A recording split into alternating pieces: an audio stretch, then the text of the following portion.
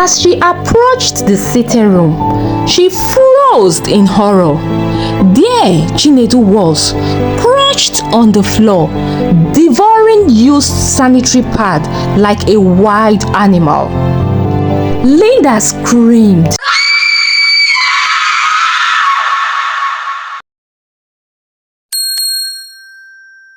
Linda was the kind of woman people couldn't help but notice. With a caramel skin that glowed like the morning sun and a beauty that seems irresistible, she was admired everywhere she goes. Right from when she was little, she has always been the most beautiful in every gathering of people. Linda, my beautiful daughter, Adanaya, my Egovine, Tomato Juice, my pound sterling, my pounds and dollars. Do you know you are so beautiful? You will marry a very rich man who will take good care of you and your beauty, because a low salary earner won't be able to maintain this beauty. Oh.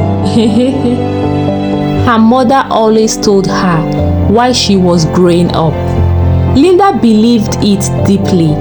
She grew up determined to marry wealth or nothing at all. When Linda gained admission into the university, men ran after her just as bees to honey. Handsome boys, young professionals, bankers, lawyers, civil servants, and even wealthy businessmen approached her with marriage proposals. But Linda always said the same thing. If you are not rich enough to spoil me, don't bother.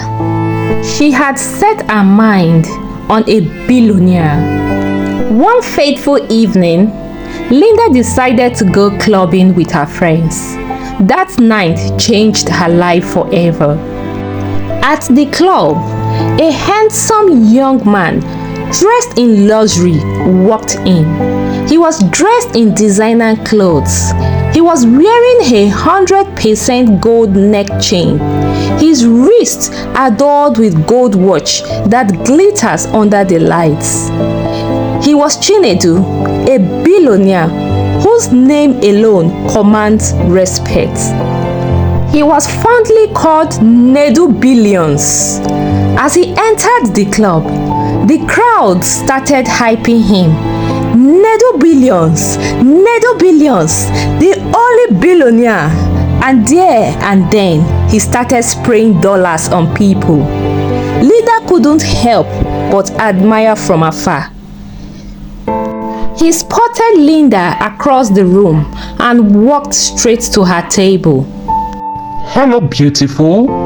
Can I have the honor of knowing your name?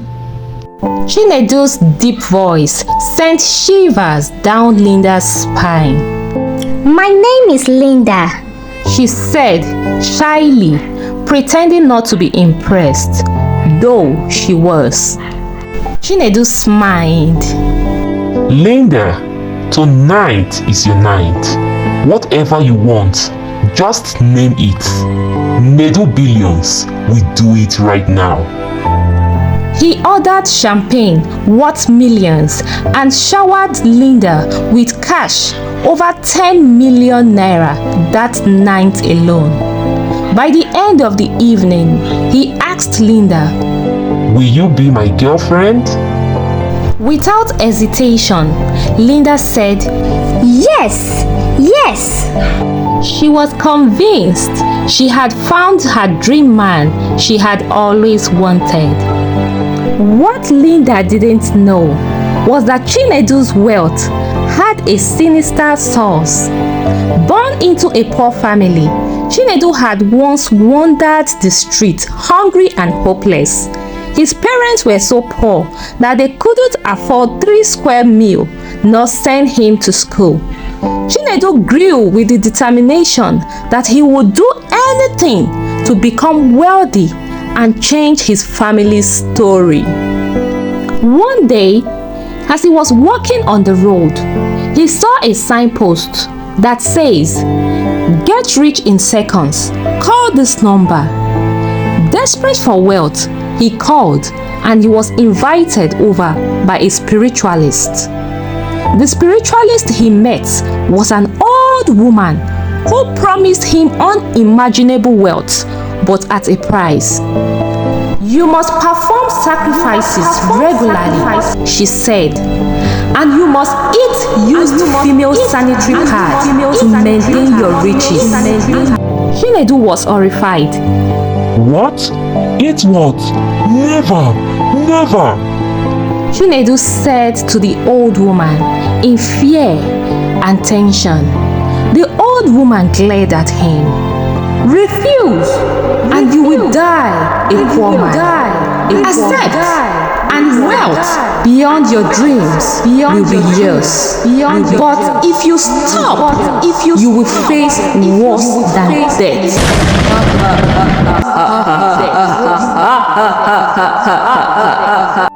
Fear gripped Chinedu. He agreed and performed all the rituals, including sleeping with the old woman. Soon, riches flowed to him like a river. To sustain his wealth, he paid girls and cleaners to collect used sanitary pads from female school hostels and lodges for him. It was disgusting, but he did it without question. Then he met Linda. Chinedu showered Linda with lots of luxuries: designer clothes, bags and shoes, expensive 100% bone straight human hair, frontal wigs, latest iPhone, and an expensive car that turned heads. Linda moved into Chinedu's mansion, forgetting about school entirely. She was living her dream, or so she thought. She will flaunt her luxury to her friends and other girls. Lots of them were so jealous of her, and they wished and prayed to find their own Chinedu billions. Some of the girls goes as far as going to the church and crying to God to bless them, just like how Linda was blessed. Lord, am I not also your daughter? Please bless me like you did to Linda. Give me my own billionaire man. They will keep disturbing God in prayers all the time at church.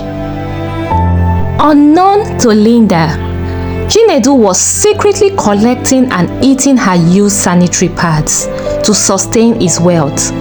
He monitored her closely to know when she is on her period and always spiked her drink with sleeping pills during her periods to ensure she sleeps deep and wouldn't notice while he collects the pad and eats them at night.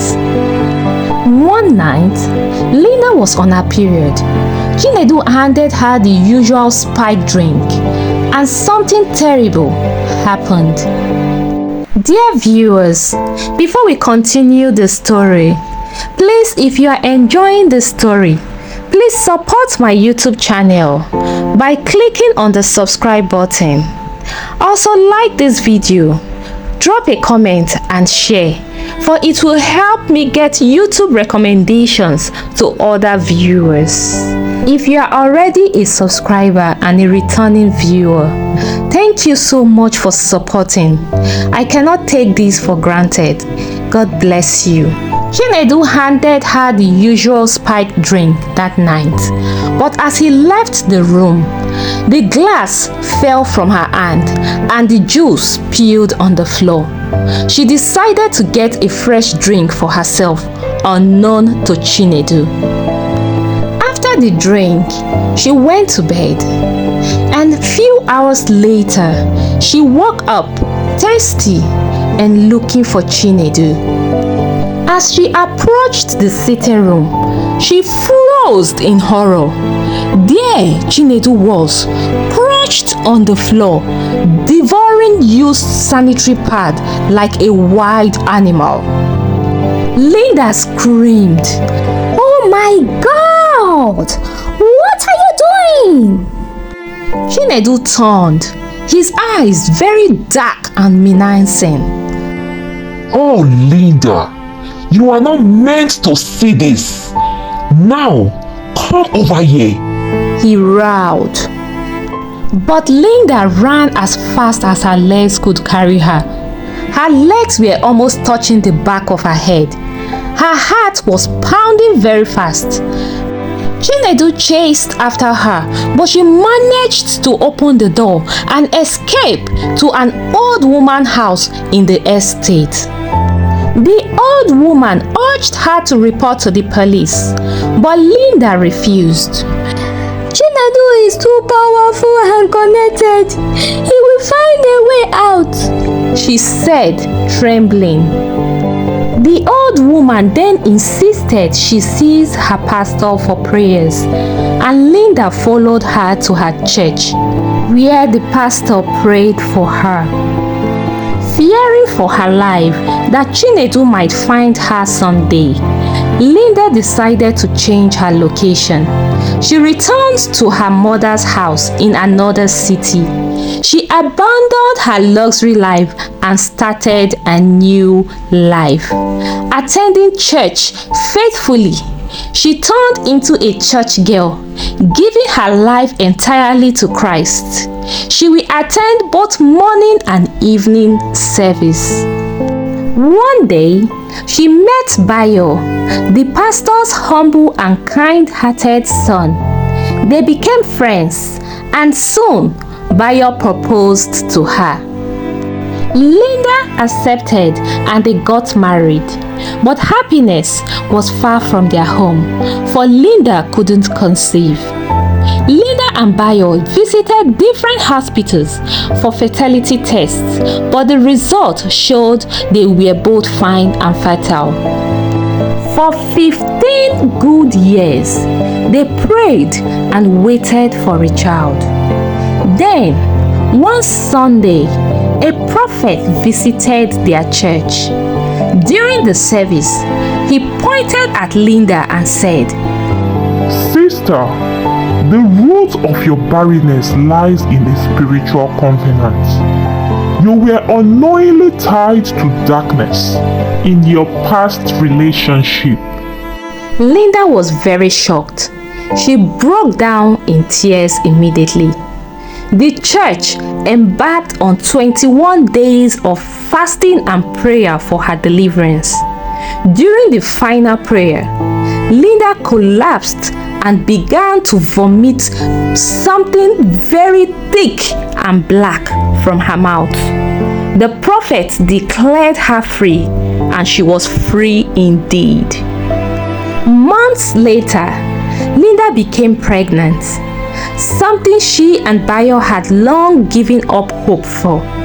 To everyone's astonishment, she gave birth to quadruplets, 2 boys and 2 girls. At the naming ceremony, Linda held her children close to herself, and she said, "God, you have given me beauty and now blessings. I will never seek wealth at the cost of my soul again." From then on, Linda became a testimony, sharing her story to warn others about the dangers of greed and desperation. Chinedu, on the other end, moved into another relationship with one of Linda's desperate friends named Annabelle. Annabelle was desperate and also very curious. After years of staying with Chinedu, she began to suspect him and decided to investigate and watch him closely. Each time Chinedu goes out, Annabelle will begin to search the entire house. One day, she discovered an underground room in the house, and she went there. There, she saw lots of charms and idols. She was so much in shock and dumbfounded. She heard footsteps at the door. Oh no! Oh Jesus! Chinedu is back! She quickly picked up her phone and dialed her father's number, who happened to be a police officer. Daddy, Daddy, help me. she screamed. Chinedu heard her and rushed into the room. Why did you come here? You shouldn't be here. Chinedu said, You now know my secret and you won't leave to spill it out. I am so sorry, Annabelle. Your time is up. He picked up an axe immediately and hit Annabelle hard on her forehead, leaving her to bleed and die. All this while, Annabelle's call with her father was still on. Her father traced her location and Chinedu was arrested and sentenced to jail for murder. In jail, Chinedu couldn't get female-used sanitary pad to perform his rituals. All his wealth in the outside world went down the drain. He fell so sick and started vomiting lots of blood each day. The blood in his body dried up and he gave up the ghosts. And that was the end of Chinedu. True happiness doesn't come from material possession or riches, but from living a life of integrity and gratitude. Both Linda, Annabelle, and Chinedu were driven by greed. Linda and Annabelle for wealth, and Chinedu for power. Their choices led to suffering and bad consequences. Above all, God is capable and able to save us, no matter how bad our past had been. All we need to do is to surrender to Him, and He will pull us out of every darkness. My name is Kachi. Thank you for your time. Thank you for watching, and thank you for supporting me. Bye for now and see you in my next video. God bless you.